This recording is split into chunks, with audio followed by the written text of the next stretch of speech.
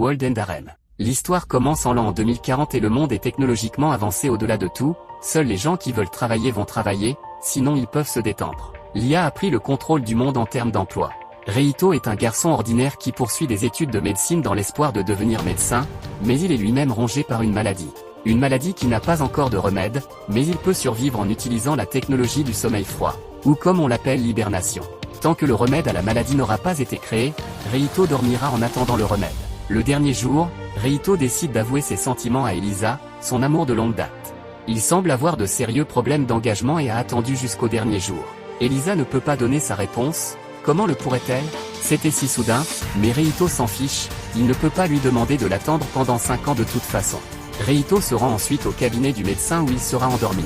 Aux côtés de son grand frère Ryu et de sa petite sœur Mahiru, les deux seuls membres de sa famille encore en vie. Alors qu'il est prêt pour la procédure, Elisa arrive également, ce qui prouve qu'elle l'aime bien après tout.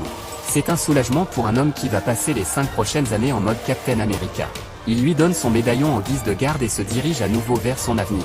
La procédure commence alors, Reito est placé dans un récipient et le liquide s'y déverse, les voix de ses proches commencent à s'étouffer, et juste au moment où il s'évanouit, il peut faiblement entendre Elisa lui dire qu'elle attendra qu'il se réveille.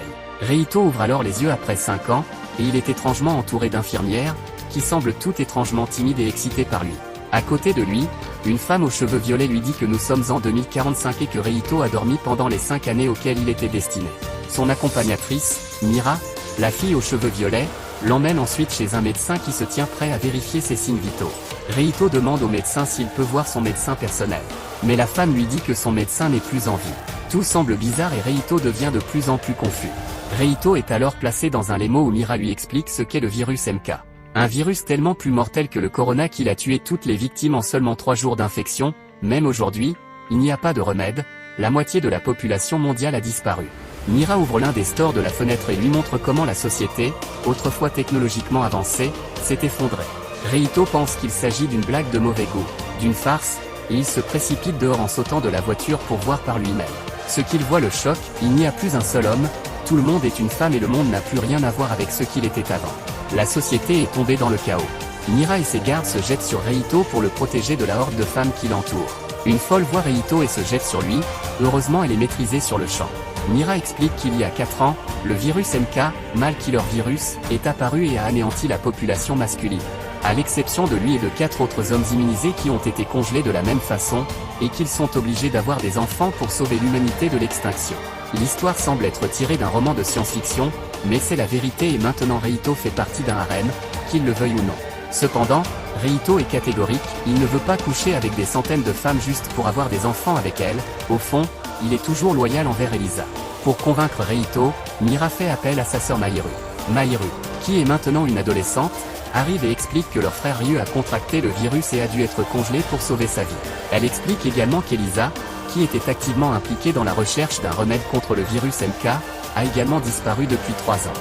Reito est désemparé et il appelle même Elisa, mais si c'était si simple. Elisa était vraiment perdue. Ce soir-là, Reito réalise à quel point les femmes sont sérieuses lorsque Mira arrive dans sa chambre et commence à se déshabiller devant lui pour lui demander sa semence. Reito l'arrête à mi-chemin et la renvoie, mais les choses vont devenir de plus en plus sérieuses à partir de maintenant. Reito élabore un plan.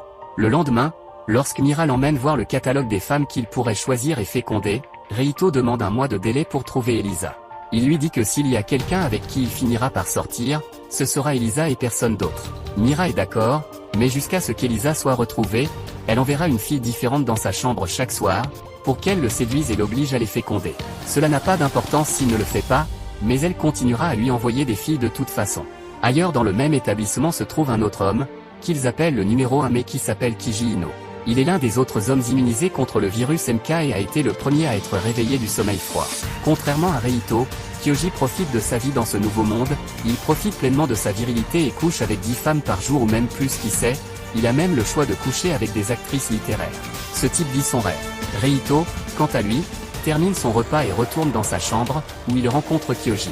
Reito est vraiment mal à l'aise de voir à quel point Kyoji est franc et calme face à tout ce qui se passe, tandis que Kyoji n'arrive pas à croire que Reito est stupide de ne pas avoir saisi l'opportunité qui s'offre à lui. Les deux hommes se séparent mal à l'aise et Reito atteint finalement sa chambre et décide de prendre une douche pour se calmer et digérer tout ce qui s'est passé. Malheureusement pour lui, la femme que Mira avait promis d'envoyer à Akane arrive toute nue dans la douche à côté de Reito et tente de le séduire comme Mira l'avait promis.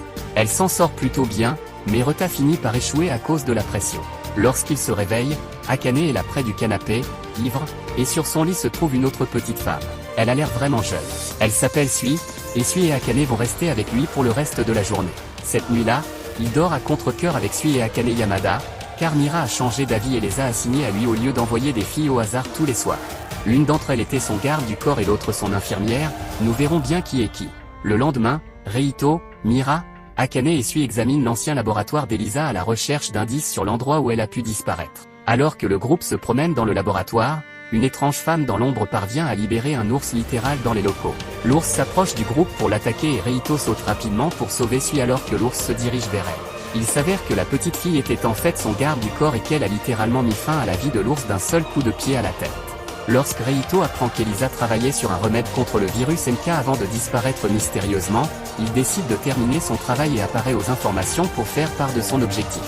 Il s'agit d'une initiative audacieuse, car comme il est une denrée rare à ce stade, en tant qu'homme, il aurait beaucoup d'ennuis à cause de cela. En fin de journée, Reito trouve un message enregistré dans le vieil ours en peluche d'Elisa, comme c'est pratique, où elle révèle que le virus MK est en fait une arme biologique fabriquée par l'homme. Bien qu'il connaisse ce méga secret, Reito décide de le garder pour lui. Il ne sait pas vraiment à qui il peut faire confiance. Il confie cependant à Mira qu'elle ressemble à Elisa et s'excuse de ne pas faire de bébé, mais elle lui répond que la meilleure solution est de travailler sur un remède. Pendant ce temps, un conseil de femmes se réunit. Elles ont l'air vraiment suspectes et semblent être à l'origine de toute cette situation dans le monde. Le conseil considère Reito comme une menace pour leur pouvoir et décide qu'il est temps de faire revivre un autre homme. Nous sommes alors ramenés une fois de plus en 2040. L'époque où la vie était plutôt normale. Shota Doi est un lycéen introverti qui subit les brimades de tous les élèves de son école parce qu'il a des goûts différents en matière de musique et de vie. Les brimades auxquelles le jeune homme est confronté sont incessantes, pratiquement partout où il va. Il est tourmenté par ses tyrans. En particulier Takamatsu et sa petite amie, Elisa, qui prennent un malin plaisir à torturer le pauvre Shota. Ses seuls alliés sont sa sœur Mayu et son professeur de musique Yuzuki Ani, les deux seules personnes qui lui sont chères. Cependant, tout comme Reito, Shota contracte également la maladie en 2040 et finit par sombrer dans le même sommeil glacial. 5 ans plus tard, Shota se réveille dans ce nouveau monde sans homme et reçoit l'aide d'une femme nommée Karen. Karen lui parle du virus MK et de ses effets sur le monde. Ce à quoi Shota réagit étonnamment bien. Cependant, Karen lui dit que malgré tout, il peut reprendre ses études dans son ancienne école. Shota est d'abord pris au dépourvu, puis se souvient que le virus a probablement déjà tué ses tyrans et décide d'aller à l'école. Shota, malgré le temps passé dans le sommeil froid, n'a pas changé d'un poil et reste l'introverti qu'il était auparavant. En dehors des brimades et de la présence de tous les autres garçons, la vie est à peu près la même pour lui. Pendant le cours, son assistante lui dit de la suivre une fois le cours terminé. Une fois le cours fini, il marche dans le couloir et elle la conduit au bureau de son ancienne prof de musique et elle est très heureuse qu'il soit en vue. La prof lui rappelle qu'elle lui avait dit qu'il est fort.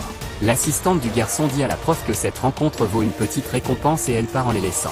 Sans tarder, la prof lui propose une rencontre dans la soirée si celui-ci est libre pour lui parler. Elle lui dit de venir à son ancienne résidence vers 21h et Shota se demande ce dont elle veut bien lui parler. Alors qu'il est seul dans son coin, Karen le rejoint et lui demande si une des filles de sa classe lui plaisait. Aussitôt, elle commence à lui présenter les élèves de la classe avec leurs caractéristiques. Shota avoue qu'il avait peur quand on lui a dit qu'il n'y a que des filles mais il est surpris de voir qu'elles sont toutes gentilles. Pour la présentation, on a Hiraji qui est assis devant lui en classe, suivi de Natsu qui est à côté de lui et qui appartient à une famille riche. Après il y a Akira Todo qui est un as du volleyball suivi de Kuroda qui est nul au sport mais qui est un génie et elle a sauté plusieurs classes. Elle lui conseille de bien s'entendre avec tout le monde avant de partir. Le soir, Shota se rend chez sa prof. Alors que celle-ci lui expliquait ce qu'elle a fait ces 5 dernières années. Shota était complètement dans les nuages. Après quelques instants, la prof éteint la lumière et pousse Shota sur le lit et bon je vous laisse vous faire votre propre idée de la suite. Le jour suivant, Shota se rend à l'école mais son esprit est fixé sur sa prof soudain, sa camarade Natsu s'approche de lui et lui demande ce à quoi il pensait. En réponse, il projette la vidéo d'une musique qu'il aime bien et Natsu la trouve aussi bien. Hiraji aussi s'immisce dans la conversation et dit qu'elle est une grande fan des artistes que Shota a projetés. Natsu se sent mise de côté alors elle part. Après sa discussion, il fait un petit tour par le gymnase où les filles s'entraînent. Soudain, le génie de la classe, Kuroda Shifuyu se pointe à côté de Shota et l'accuse de reluquer la poitrine des filles. Après cela, elle rentre dans le gymnase et défie Akira au volleyball qui est son domaine. Akira envoie un smash en bonne et due forme à Kuroda, qu'elle reçoit en pleine face avant que la balle ne rebondisse sur Shota. Akira se met à genoux et s'excuse auprès de Shota qui dit que ce n'est rien. Après cet incident, Shota se rend en salle de musique où il est rejoint par Yuzuki qui s'excuse de l'avoir retenu trop tard hier. Elle lui demande si ce qui s'était passé hier l'a dérangé et Shota répond que pas du tout. Ailleurs, Karen fait un rapport à ses supérieurs sur la situation et sur le fait que le numéro 3, alias Shota, fait un travail décent. Les supérieurs lui demandent pourquoi ils ont dû ouvrir l'école et Karen révèle qu'elle crée un cadre approprié pour Shota. En plus, tout le monde dans l'école est venu avant la conférence de presse de Reito alors, elle pense toujours que Shota est le seul homme vivant. Bizarrement, il s'agissait d'une course entre les femmes pour voir quel homme mettrait le plus de filles enceintes. Si vous avez aimé la vidéo, abonnez-vous, laissez un like et un commentaire pour aider la chaîne à grandir.